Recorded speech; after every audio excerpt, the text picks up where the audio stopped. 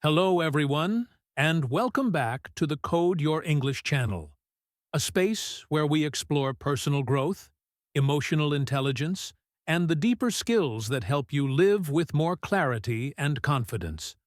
Whether you're here to improve your English, understand your mind, or simply find calmer ways to handle life, you're in the right place. This is not about perfection or quick fixes, but about learning practical ideas that make a real difference in everyday life. Today's topic touches something we all experience but rarely understand: why our emotions can change so quickly, and how we can stay steady even when life feels uncertain.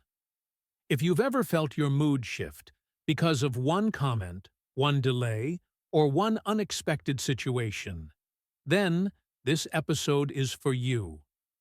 Let's slow down together and discover a different way of relating to what happens inside us. Imagine this. You've just shared an idea in a meeting, something you actually felt good about. You thought it was clear, useful, maybe even a little impressive. And then someone says, quite casually, "I'm not sure that really makes sense." In that small moment, something shifts inside you. You might recognize this feeling. Your chest tightens a little. Your mind speeds up. A warm wave of embarrassment, maybe irritation, maybe self-doubt, begins to rise. It happens faster than we realize. One simple sentence from someone else, and suddenly your inner world is no longer calm. Before we know it, the mind starts reacting. Why would they say that? Did everyone think my idea was stupid? I should have explained it better. Or maybe the reaction goes outward. They always criticize. They don't understand. Thoughts come quickly, one after another, each one adding more emotional charge. What began as a small comment now feels like a personal attack, or a proof that we are not good enough. And it's not only in meetings. It happens when a message doesn't get a reply, when someone we care about sounds distant, when we make a mistake, when plans change unexpectedly. In these moments, emotions don't politely knock on the door. They rush in. Disappointment, anger, anxiety, shame. They can take over the space of our awareness so completely that we forget there was ever a sense of balance. Most of us struggle here. We either get carried away by the emotion, saying or doing things we later regret, or we try to push the feeling down, pretending we are fine while tension quietly builds inside. On the outside, life continues. On the inside, it can feel like a storm, fast, noisy, and hard to control. What's important is this: nothing is wrong with you for reacting this way. This is a very human experience. Our minds are built to notice threat, to protect our image, to avoid pain. But there is a cost. When every small event can disturb our inner state, our peace depends on things we cannot control: other people's words, outcomes, opinions, and moods. Yet, there is another way to relate to these emotional waves, a way that does not require us to become cold, distant, or emotionless.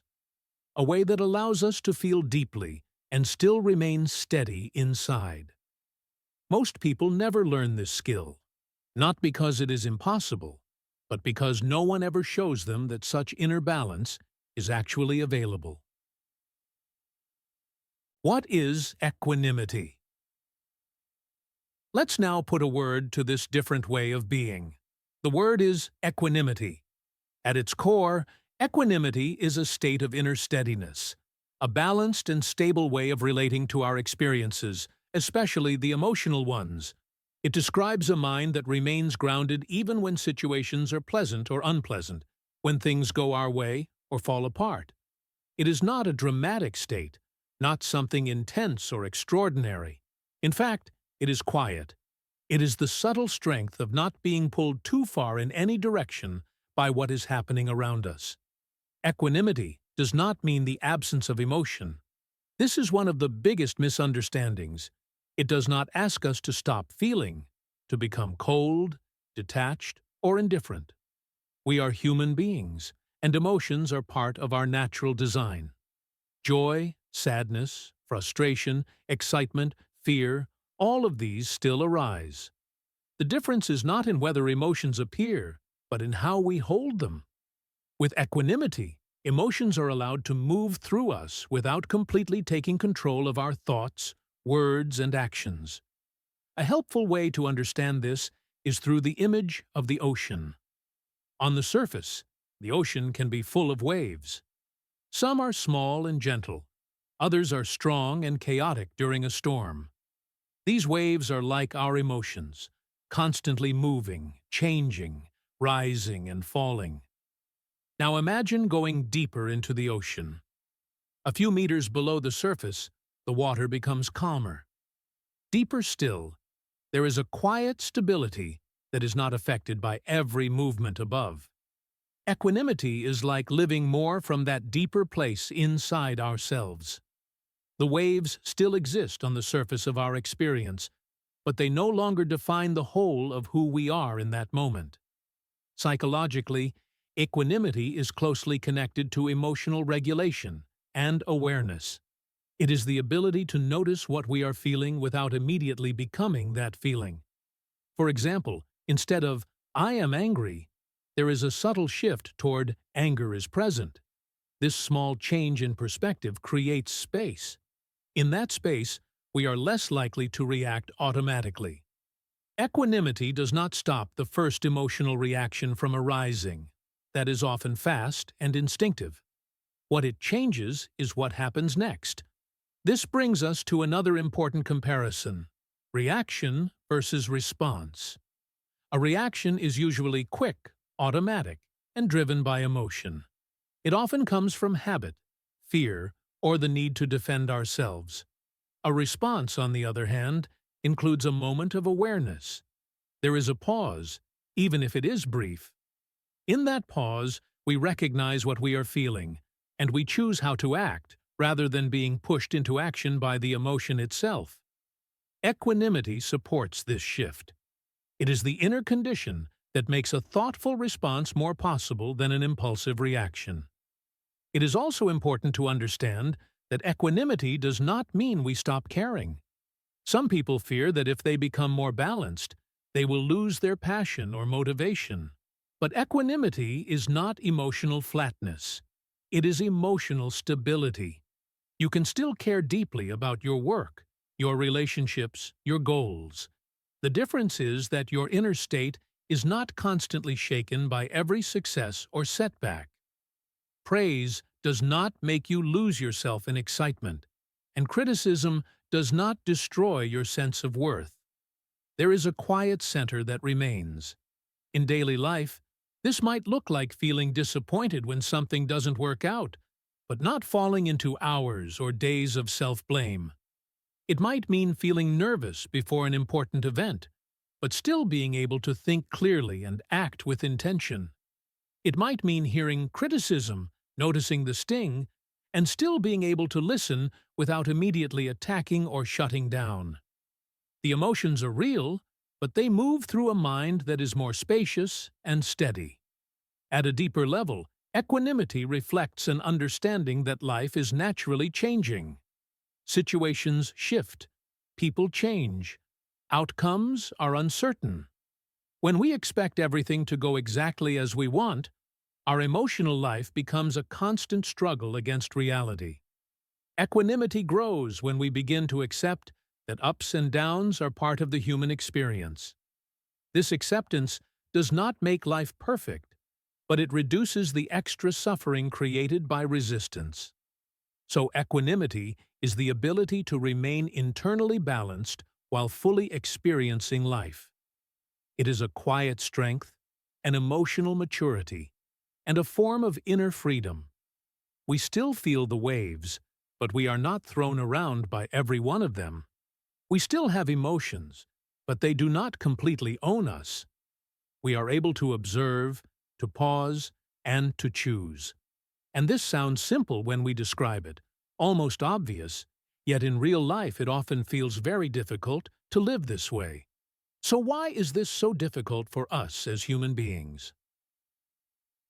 Why humans struggle with emotional balance? If equanimity is such a healthy and balanced way to live, why does it feel so hard to maintain? Why do we understand the idea, even agree with it, and yet still find ourselves overwhelmed by emotions in ordinary situations? The answer begins with something very human: the way our brain is designed. Long before we worried about emails, social status, or job interviews, our nervous system developed to help us survive. Its main job is not to keep us calm. Its main job is to keep us safe. And to do that, it is constantly scanning for danger, rejection, loss, and uncertainty. This survival system reacts much faster than our rational thinking. Imagine you are waiting for an important message. Maybe you applied for a job, or you sent a message to someone you care about. Hours pass.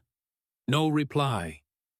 You might notice how quickly your mind starts creating stories. Maybe they didn't like me. Maybe I said something wrong. Maybe this opportunity is gone.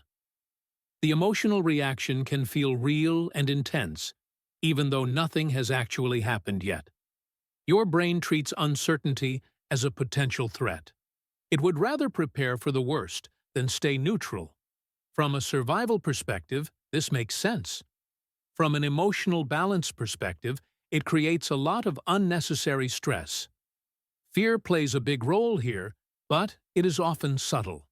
It is not always the dramatic fear of physical danger. More often, it is social or psychological fear, the fear of rejection, failure, embarrassment, or losing our sense of worth. Take a job interview, for example.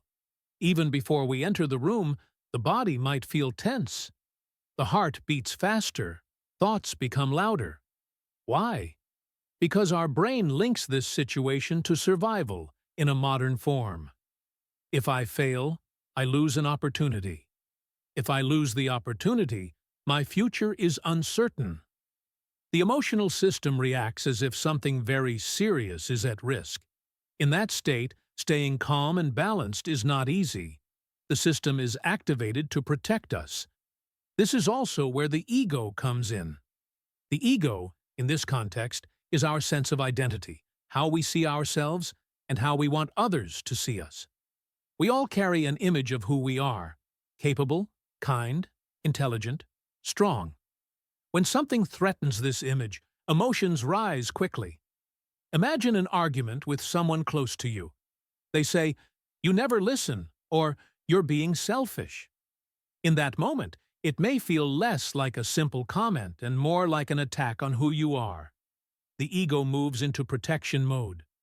Instead of listening, we prepare to defend. We interrupt, we explain, we blame. The emotional reaction becomes stronger than our ability to stay balanced. Another challenge is our strong desire for control. We feel safer when we believe we can predict and manage what will happen. But life does not always follow our plans. Messages are delayed. Interviews do not go as expected. People misunderstand us. Plans change. When reality does not match our expectations, frustration and anxiety appear. Part of us says, "This shouldn't be happening." That inner resistance adds another layer of emotional tension. We are not only dealing with the situation itself, but also with the gap between how we want things to be and how they actually are. Attachment to outcomes makes this even more intense. It is natural to want certain results, to be accepted, to succeed, to be appreciated. But when our emotional stability depends completely on those outcomes, we become fragile. If we get the result we want, we feel great. If we don't, we feel deeply disturbed. Our inner state rises and falls with external events. In this way, our peace is always at risk, because outcomes are never fully in our control. Equanimity becomes difficult because we are emotionally tied to things that are uncertain by nature. All of these factors, the survival brain, fear, ego protection, the need for control and attachment to outcomes, are not signs that we are weak or flawed. They are part of being human. They explain why emotional reactions happen so quickly and why inner balance requires practice. When we lose our calm, it is often because older, deeper systems inside us are trying to protect us, even if their reactions are no longer helpful in modern life. Understanding this can bring some compassion toward ourselves. We are not failing at being calm. We are learning to work with a system that was never designed for constant emotional stability. And this understanding is important because it reminds us that developing equanimity is not about shutting down these systems or pretending not to feel. It is about learning to stay present with these reactions without being fully controlled by them. This is why equanimity is not emotional numbness. Equanimity versus emotional suppression. At this point, an important misunderstanding needs to be cleared up, because many people hear about emotional balance and immediately think it means becoming less emotional, less expressive, or somehow harder inside. They imagine a person who never shows sadness, never feels hurt, never reacts strongly. But that picture is not equanimity. That is much closer to emotional suppression, and the two are very different, even if they can look similar on the surface. Emotional suppression happens when we feel something uncomfortable and quickly try to push it away. The feeling is judged as bad, weak, or unacceptable. So instead of allowing it to be there, we try to hide it from others and often from ourselves. The body might still feel tight. The mind might still be busy. But on the outside we say, "It's fine," or "I don't care," even when we clearly do. This is not balance. It is a form of inner pressure. The emotion does not disappear. It simply goes underground, where it can build up and later come out in unexpected ways. Imagine someone who shares something personal with a friend and receives a dismissive response. It hurts. There is disappointment, maybe even a sense of rejection. But the person smiles and says, "No worries, it's nothing," while inside they feel small and ignored. They might tell themselves they are being strong, that they are not letting it affect them. In reality, the feeling has not been processed. It has just been covered. Later, that same person may feel distant, irritated, or suddenly emotional in another situation, without fully understanding why. Suppression often creates emotional confusion rather than clarity. Equanimity, on the other hand, includes emotional honesty. It does not deny the feeling. It allows it to be recognized clearly and calmly. In the same situation, a person with equanimity might notice, "That comment hurt," or "I feel a bit sad right now." There is no drama, no exaggeration, but also no denial. The emotion is acknowledged as a real experience happening in the moment. Instead of pushing it down or acting it out impulsively, the person stays present with it. They may choose to express it in a thoughtful way, or they may simply allow it to pass without turning it into a bigger story. The difference is subtle, but powerful. Suppression says, "I shouldn't feel this." Equanimity says, "I do feel this, and that's okay." Suppression tightens the inner world. Equanimity creates space inside it. When we suppress, we are often at war with our own emotions. When we practice equanimity, we are in a more cooperative relationship with them. We recognize that emotions are signals, movements of energy, temporary states, not permanent truths about who we are. Consider another example. Someone who loses an opportunity they were hoping for. With suppression, they might immediately say, "I didn't even want it that much," trying to protect themselves from disappointment. but the disappointment remains unacknowledged. With equanimity, the person might quietly admit, "I'm disappointed. I really hoped this would work." They feel the sadness, maybe even a heaviness in the body, but they do not collapse into self-criticism or hopelessness. They allow the feeling, and at the same time, they remain connected to a wider perspective. Life continues, other possibilities exist. This moment does not define everything. Equanimity also does not mean we never express emotions. It means we express them with awareness and responsibility. We can say, "I felt hurt when that happened," instead of attacking the other person. We can say, "I'm feeling overwhelmed," instead of pretending to be perfectly fine until we suddenly explode. This kind of emotional honesty actually strengthens relationships because it is real and grounded, not reactive or hidden. In suppression, we try to control emotions by force. In equanimity, we relate to them with understanding. One approach disconnects us from ourselves. The other helps us stay connected, even in discomfort. Over time, suppression often leads to emotional distance, burnout, or sudden emotional outbursts. Equanimity, by contrast, builds resilience. We become more familiar with our inner life, less afraid of difficult feelings, and more capable of staying steady while they move through us.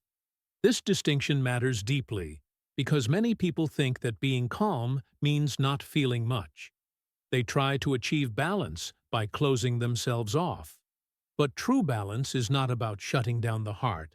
It is about holding the heart's experiences with steadiness. We still feel joy, sadness, anger, love. The difference is that we are not lost in them. We are with them, aware, grounded, and honest about what is happening inside. And this becomes especially important in difficult moments. Equanimity in difficult situations. Equanimity becomes most visible not when life is smooth, but when it is uncomfortable, tense, or uncertain. Difficult situations are like emotional pressure tests.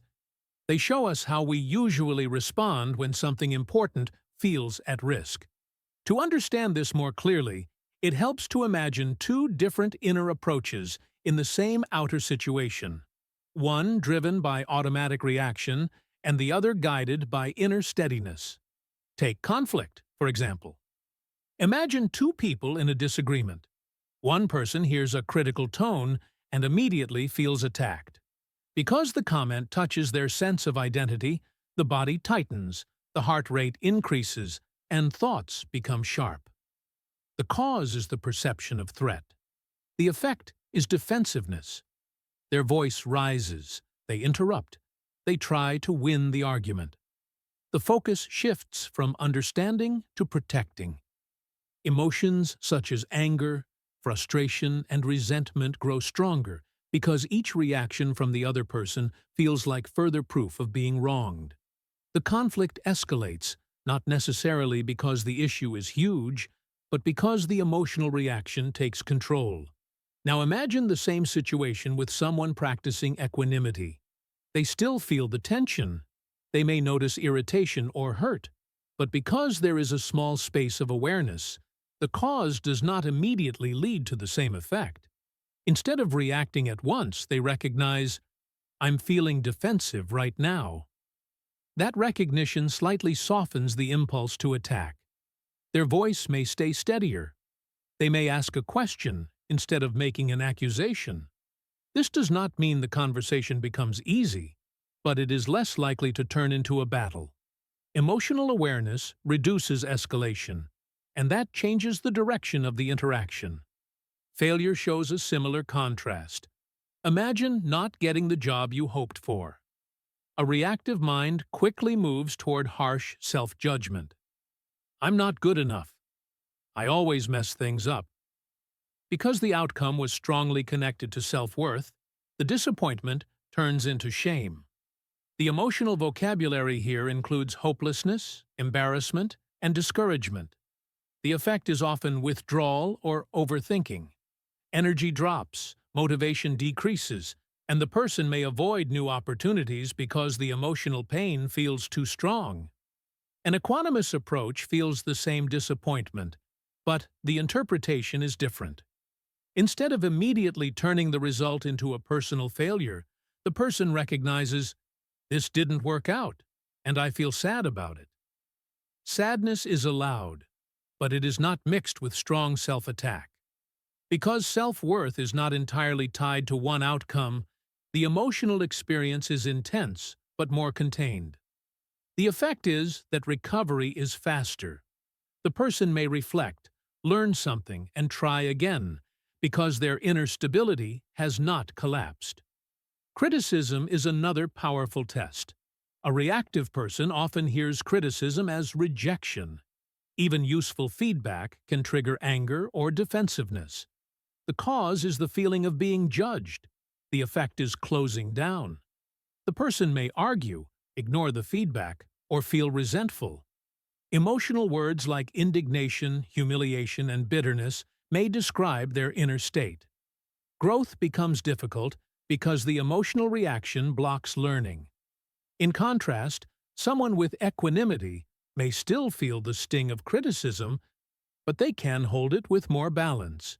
Because they are not completely identified with being right or perfect, they can separate the information from the emotional discomfort.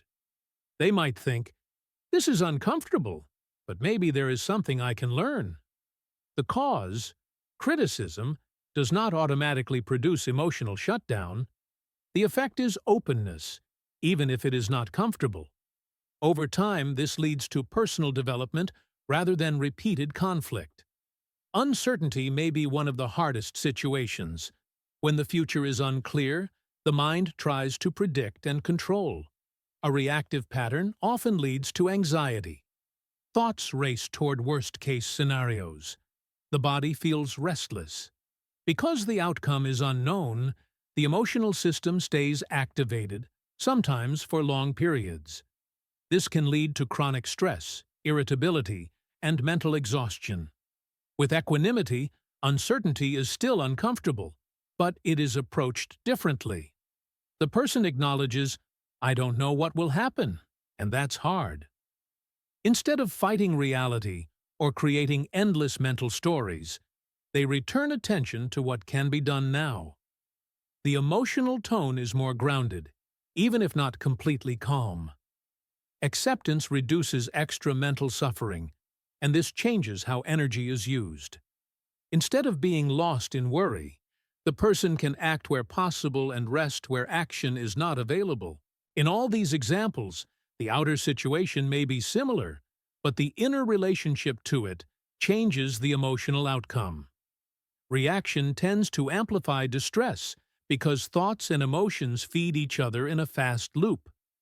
Equanimity interrupts that loop by introducing awareness and space. This often leads to clearer thinking, steadier behavior, and less emotional damage after the event. What is important is that this is not only relevant for dramatic moments. These same patterns appear in smaller, everyday situations too, where we have many opportunities to practice this inner balance in ordinary life. Equanimity in daily life. Equanimity is not only for big life events or deep emotional crises. In fact, it is mostly built in the small, ordinary moments that fill our days. These everyday situations may seem unimportant, but they are where our emotional habits quietly repeat themselves. Each time something minor does not go the way we want, we are given a chance to either strengthen reactivity or develop inner balance. Take traffic, for example. You are already tired, and you just want to get home. Suddenly, the road is blocked, cars are barely moving, and the minutes keep passing. You might notice irritation rising. The mind says, "This is such a waste of time," or "Why is this always happening to me?" The body tightens, the jaw clenches, and your mood changes. The situation itself is simple. Cars are moving slowly, but the emotional experience becomes heavy because of resistance. Practicing equanimity here does not mean pretending you enjoy traffic. It means noticing the frustration without adding extra mental suffering. You might think, I feel annoyed right now, and that's understandable. With that small awareness, the irritation has less power. The traffic may still be slow, but your inner state does not have to be completely disturbed. Social media offers another daily training ground. You post something, and then you check for reactions. If there are many likes or positive comments, you feel a small lift of pleasure. If there is little response or a critical comment, disappointment or self-doubt may appear. Our mood rises and falls based on numbers and opinions. Here, equanimity means observing this emotional movement with curiosity. I notice I feel happy because people approved. Or, I notice I feel uneasy because someone disagreed. Instead of fully identifying with these reactions, we see them as temporary waves. This reduces the emotional dependency on external validation and helps us stay more stable. Mistakes are also powerful teachers. Maybe you send an email with an error, forget an appointment, or say something awkward in a conversation. The mind may immediately move toward self-criticism. I'm so careless. I always mess up. What will they think of me? These thoughts intensify feelings of shame or embarrassment. Practicing equanimity here means pausing and relating to the mistake with balance. You acknowledge the error, not denying it, but you avoid turning it into a story about your worth as a person. You might say internally, I made a mistake. That's uncomfortable, but it's human. This attitude supports learning without emotional collapse. Delays are another common challenge. You are waiting for a delivery, a reply, or an event to start. The mind becomes impatient. This is taking too long. I could be doing something else. The feeling of being stuck creates restlessness. With equanimity, you recognize the impatience as an experience in the present moment, rather than a problem that must immediately be solved. You might take a breath, look around, or shift attention gently. The delay does not disappear, but the emotional tension softens because you are not fighting the reality of waiting. In all these situations, the practice is similar. First, notice the emotional reaction as it begins. Second, name it gently. Irritation, disappointment, embarrassment, impatience. Third, allow it to be there without exaggerating it or pushing it away. This simple process builds emotional familiarity. Over time, emotions feel less like enemies and more like passing weather. You still experience them, but they do not define the entire day. What makes these small moments important is repetition. We may face traffic, social media reactions, mistakes, and delays many times each week. Each one is an opportunity to strengthen the inner habit of awareness and balance. Equanimity is not built in a single dramatic moment of calm. It grows slowly through many ordinary situations where we choose not to be fully carried away by every emotional wave. This also changes how we see daily life. Instead of viewing these moments as interruptions or annoyances, we can see them as practice spaces. The world does not have to be perfect for us to feel okay. Emotional balance becomes less dependent on conditions and more connected to how we relate to them. And the more we practice in small situations, the more available this steadiness becomes when larger challenges appear. The skill of pausing. One of the most practical skills that supports equanimity is something very simple yet often overlooked: the ability to pause. A pause may last only a few seconds, but it can completely change the direction of our inner and outer experience. Without a pause, life can feel like a chain of automatic reactions. Something happens, we feel something, and we immediately act from that feeling. The process is so fast that we barely notice it. With a pause, however, a small space appears, and in that space, a different kind of choice becomes possible. There is a well-known idea in psychology that between stimulus and response, there is a gap. The stimulus is what happens: a comment, a delay, a mistake, an unexpected message. The response is what we do next, what we say, how we act, the tone we use, the decision we make. When we are stressed or emotionally triggered, this gap feels almost invisible. It seems as if the event directly causes our reaction. They made me angry. This situation stressed me out. But when we learn to pause, we begin to see that there is actually a small moment in between where awareness can enter. The pause starts with noticing. An emotion begins to rise, maybe irritation, anxiety, or hurt. Instead of immediately speaking or acting, we bring attention inward. Something is happening inside me. This step is simple but powerful. It shifts us from being fully inside the emotion to also observing it. We are still feeling it, but we are not completely lost in it. This awareness is the beginning of emotional balance. A pause can be supported by something very basic, like one slow breath. When we breathe more slowly and consciously, the body receives a signal that there is no immediate physical danger. This can slightly calm the nervous system, which makes clear thinking more available. During this brief moment, we might silently name the emotion. This is anger, or I feel nervous. Naming the emotion helps organize the experience. It becomes something we are aware of, rather than something that fully controls us. This does not mean the emotion disappears. The pause is not a magic trick to remove feelings. Instead, it gives us the chance to choose how to relate to them. Without a pause, anger might turn into sharp words, anxiety into avoidance, sadness into withdrawal. With a pause, we can ask a different question. What would be a wise response here? This question creates distance from the first impulse. We move from reaction to intention. Choosing behavior does not mean choosing what we feel. Feelings often arise automatically, but we do have influence over what we do next. For example, during an argument, the first impulse might be to interrupt or raise the voice. In the pause, we might notice, I really want to defend myself right now. That awareness gives us options.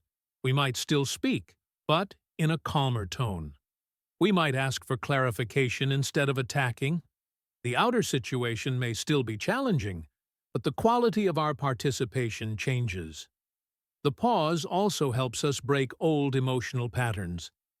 Many of our reactions are habits learned over years. Certain tones, words, or situations automatically trigger specific responses. Without awareness, these patterns repeat again and again. The pause interrupts this automatic chain.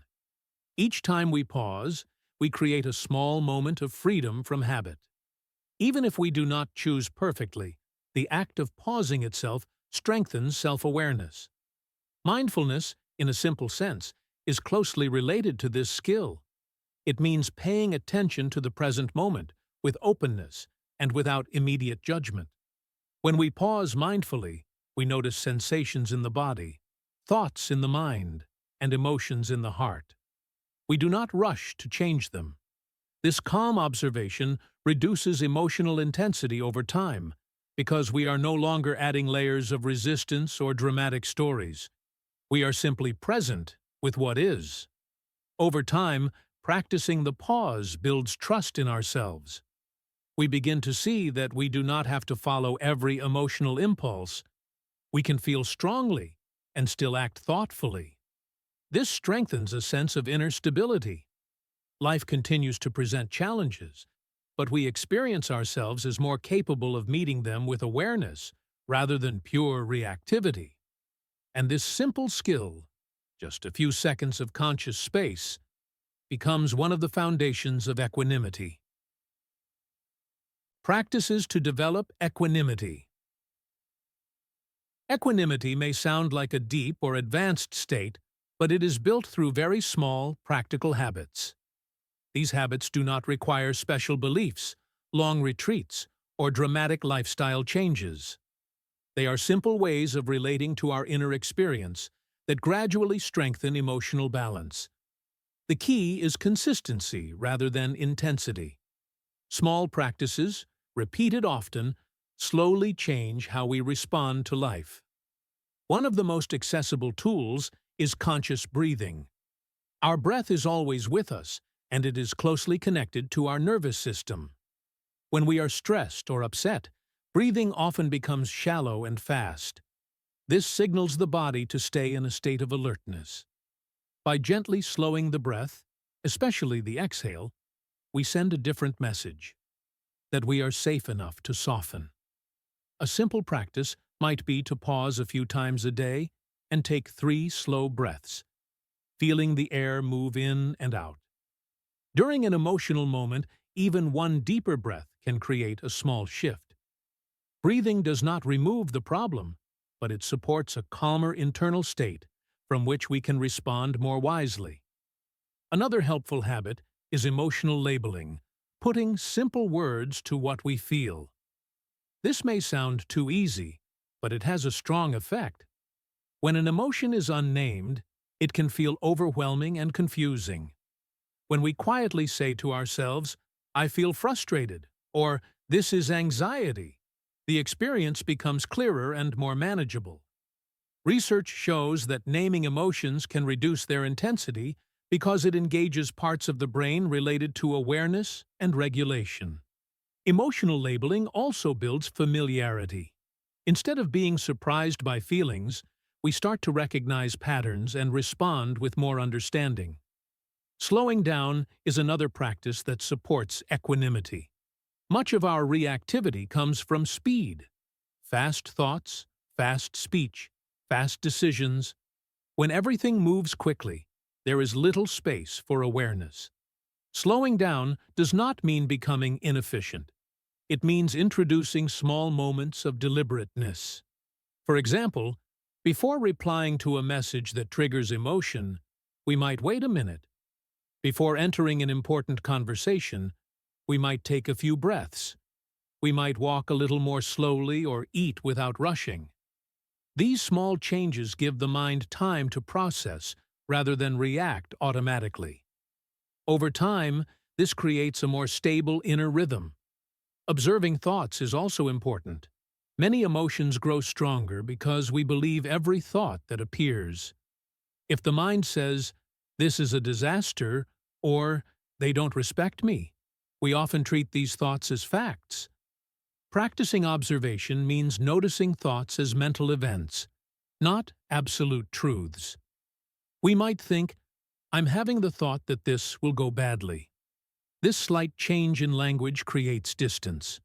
We are still aware of the thought, but we are not fully inside it. This reduces the emotional chain reaction that thoughts can trigger.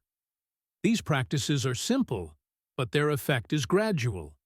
They train the mind to be less reactive and more aware.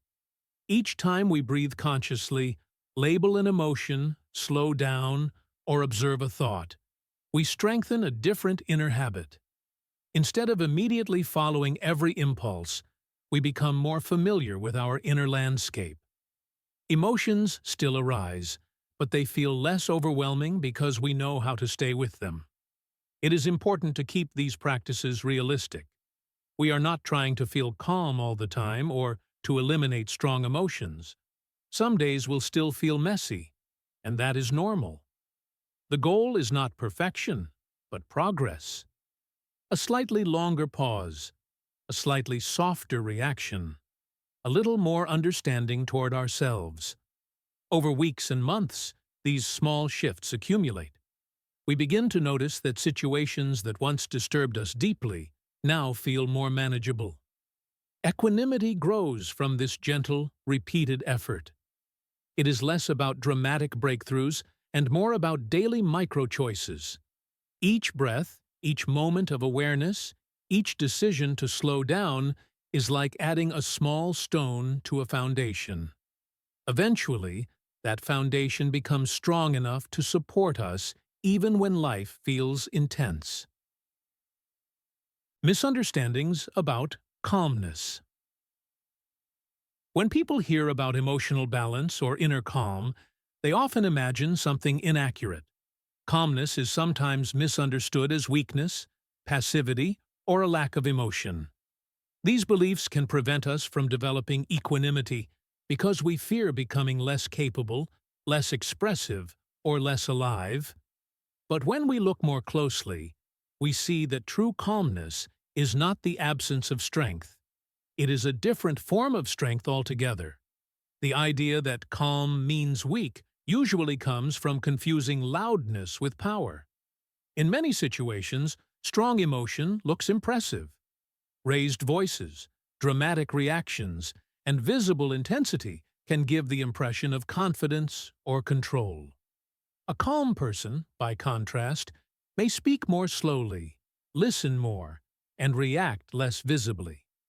From the outside, this can be misinterpreted as a lack of force. But internally, calmness often requires more strength, not less. It takes strength to stay steady when emotions are pulling strongly. It takes inner stability to choose not to escalate a conflict. A person who can remain composed while others are reactive is not weak. They are showing self-mastery. The belief that calm means passive is another misunderstanding. Passivity means avoiding action, not expressing needs, or allowing situations to continue even when change is necessary. Equanimity does not ask us to become silent or inactive. Instead, it helps us act with clarity rather than impulse. A calm person can still say no, set boundaries, or make firm decisions. The difference is in how they do it. Their actions are less driven by emotional urgency and more guided by intention. Because they are not overwhelmed by anger or fear, their words can be more precise and effective. In fact, calmness often increases our ability to act. When emotions are very intense, our thinking can become narrow. We focus on defending ourselves or escaping discomfort. Calmness widens perspective. It allows us to see more options and choose the most helpful response. For example, during a disagreement, a reactive person may push harder, speak louder, or shut down completely. A calm person can still express disagreement, but in a way that keeps communication open. This is not passivity, it is skillful engagement. Another common myth is that calmness means having no feelings. Some people imagine an emotionally balanced person as distant or detached, almost like they are not touched by life. But equanimity does not remove emotion. It changes our relationship to it. A calm person can feel joy deeply, experience sadness fully, and notice anger clearly. The difference is that these emotions do not immediately take control of behavior. Feelings are present, but they move through a more spacious and stable inner environment. In many ways, this emotional awareness actually makes a person more sensitive, not less. Because they are not afraid of emotions, they can face them directly. They can admit, "I feel hurt," or "I'm disappointed," without being overwhelmed. This honesty strengthens relationships and personal growth. Suppressing feelings often creates distance, while balanced awareness supports connection. Calmness, therefore, is not emotional emptiness, it is emotional maturity. Reframing calmness as strength changes how we see it. It is the strength to pause instead of react, to listen instead of interrupt, to stay present instead of escaping. It is the strength to face discomfort without being ruled by it. This strength is quieter than dramatic emotion, but it is more sustainable. It protects our energy, our relationships, and our ability to think clearly under pressure. Over time, people who cultivate this kind of calm often become more effective in challenging situations. Others may trust them more because they are less likely to create additional chaos. Their steadiness can influence the emotional tone of a group. Calmness becomes a stabilizing force, not only for the individual, but also for those around them. When we understand this, we no longer see equanimity as a soft or passive trait, but as a powerful inner resource that supports wise action and emotional resilience. Before we move toward the end, it can be helpful to slow down and turn the attention inward. Reflection is where ideas begin to connect with personal experience. So, take a quiet moment and consider: in which situations do your emotions rise the fastest, and what do those reactions usually try to protect inside you? When you feel criticized or misunderstood, what story does your mind tend to tell about you or the other person? How do those stories influence the way you speak or act? Think about a recent moment of stress or frustration. What did you feel in your body, and how did you respond? If you could return to that moment with more awareness, what might you do differently? You might also ask yourself, what situations in your daily life most disturb your inner balance? Delays, uncertainty, other people's opinions, your own mistakes? What expectations are connected to those reactions? When something does not go your way, how do you usually talk to yourself inside your mind? Is your inner voice supportive, or does it become harsh and critical? How does that inner dialogue affect your emotional state over time? Consider what it would be like to relate to your emotions with a little more curiosity and less judgment. What might change if, instead of trying to immediately fix or escape a feeling, you simply noticed it and gave it space? Another area to explore is the pause between what happens and how you respond. How often do you feel that your reactions are automatic? In what types of situations do you lose that small space of choice? What helps you slow down, even slightly?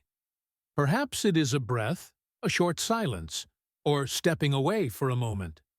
How could you bring more of these small pauses into your everyday life? Reflect, too, on your understanding of calmness. Do you sometimes associate being calm with being weak or passive?